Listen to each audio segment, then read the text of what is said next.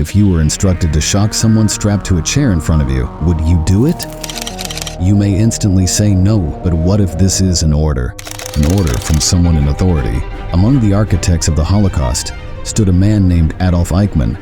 My name is Adolf Eichmann. He held a chilling responsibility, orchestrating the transport of millions of innocent Jews to death chambers. Eichmann was a key player in the sinister design known as the Final Solution, a Nazi scheme that sought to annihilate anyone they deemed Jewish during the horrors of World War II. But it was his chilling claim during the Eichmann trial that ignited Stanley Milgram's radical and unsettling study. Believe me when I say this, you are an unwilling participant trapped in a version of the Milgram Experiment right now. I'm not gonna kill that man. Might be dead in there. It was difficult to understand how such a man, it doesn't look like a big personality, was responsible for the death of millions of people. I don't know the answer. They are only following orders. To sacrifice one's own sense of justice to the authoritative legal order. We're all animals. Adolf Eichmann was both an angel of death and a paradox, key strategist of mass murder, and a normal-looking guy. Eichmann was on trial for his pivotal role in the Holocaust. The proceedings were one of the first to be widely broadcasted, exposing Nazi atrocities to a global audience. The defense was very basic. Eichmann justified himself by claiming he was just carrying out Hitler's will, orchestrating the final solution as Hitler commanded. He saw himself as a mere instrument, deflecting responsibility for millions of Jewish deaths onto his superiors. He asserted, devoid of remorse, that he was just following orders. He was found guilty of crimes against the Jews, crimes against humanity, war crimes, and membership in a criminal organization. He was sentenced to death on December 15th. But that phrase troubles me so much, just following orders. Will I be a puppet, following commands in a society where I am misled to believe that is the societal norm? Am I already doing it in a way? Are we all just following orders? This was the same question that troubled Stanley Milgram, a 26-year-old psychologist at Yale University. He conducted an experiment to investigate the conflict between loyalty to authority and individual conscience. Milgram explored genocide justifications offered by persons accused in the Nuremberg war criminal trials. Their defense typically centered on obedience, that they were simply obeying orders from their superiors. The tests started in July 1961, a year after Adolf Eichmann's trial in Jerusalem.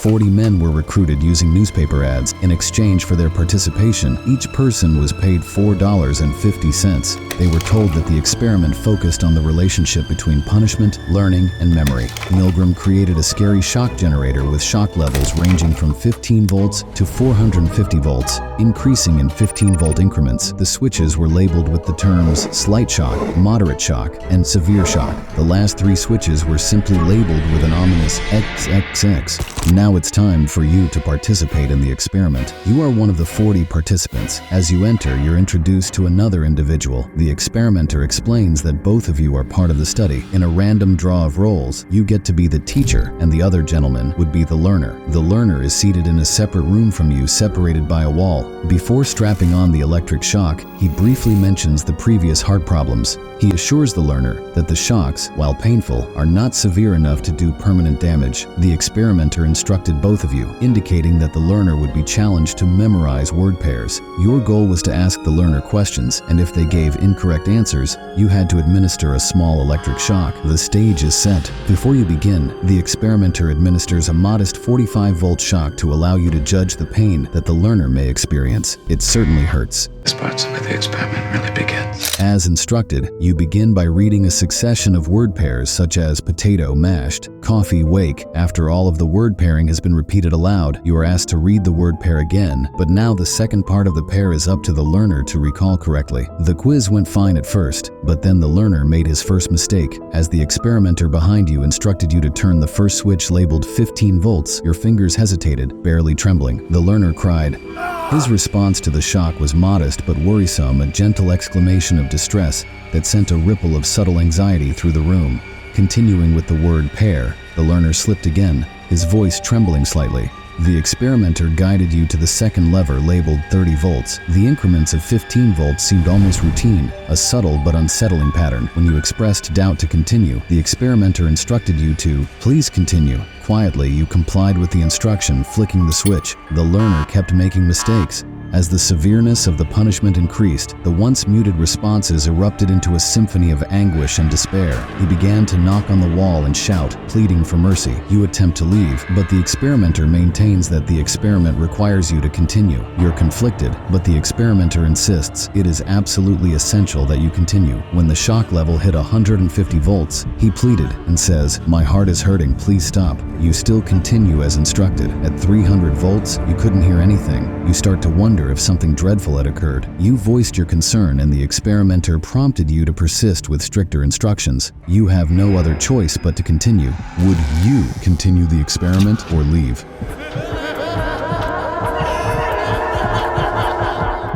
A striking phenomena emerged among some of the participants. Perhaps you were among those who shouted, if you're asking me to do it, you're responsible for whatever happens to that person in the other room. And when the experimenter or authority figure says, yes, I accept full accountability, only then you proceed to administer a 450-volt shock with less guilt. You, my friend, have entered the agentic state.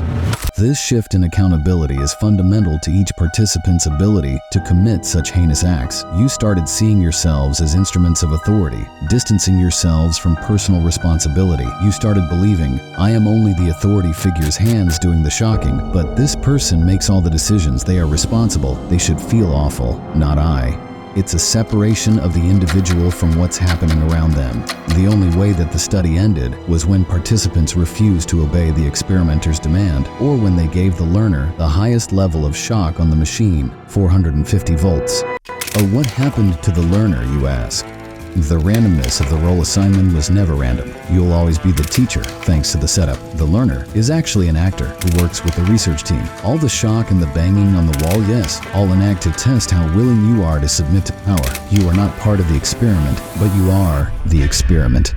You were made to just follow orders. Despite their extreme physical reactions to the scenario, the volunteers continued to follow orders. A staggering 65% of participants gave the learners the maximum voltage possible. Regardless of their reservations, everyone obeyed. The study's stunning findings instantly cemented it as a classic. Milgram conducted several variations of the study, introducing and modifying various factors. One version really stood out to me. He was able to improve the percentage of people who obeyed orders to an astonishing 95% when they believed that they were part of a group. This demonstrates the strength of mob mentality. Believing that everyone else is doing something can lead us to do awful things and feel no remorse. Think about this. Are you doing certain things because it is acceptable by a societal group, even if you know that they are wrong? And to answer the question if you will continue with the experiment, you most likely will. You are just following orders.